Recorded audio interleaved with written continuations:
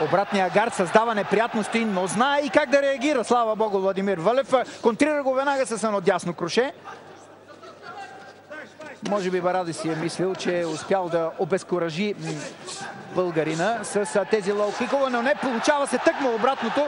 Трябва, може би, нашия питбул да получи удари, за да се настърви самия той да атакува. Много са тежки тези лоу-кикове.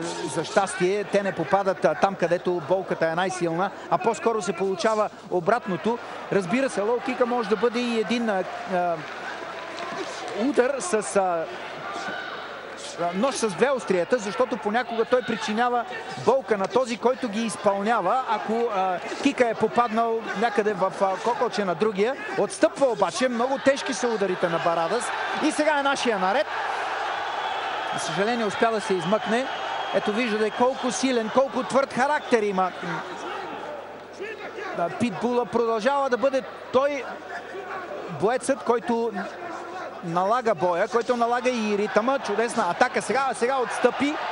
И това падане не беше случайно. Това означава, че той е загубил равновесие. Равновесие, което надявам се да е причинено от известна умора настъпила у Барадес.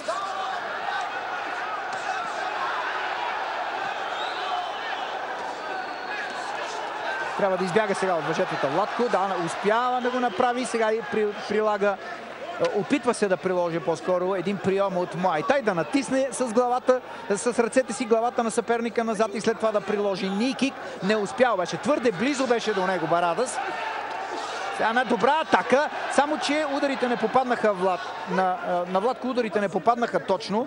Това е също една от неговите слабости. Съжалявам, че трябва да го изтъкна. Това, че не се съсредоточава добре при удара. Иначе при тази сила, която влага във всеки един от ударите, той може да бъде един изявен нокаутьор.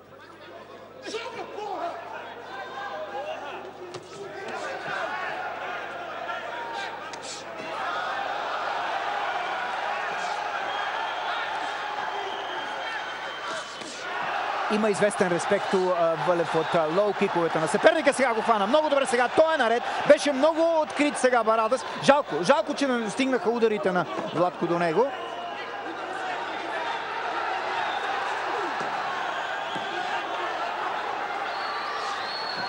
Магери, с който отхвърли назад и сега тръгна в атака.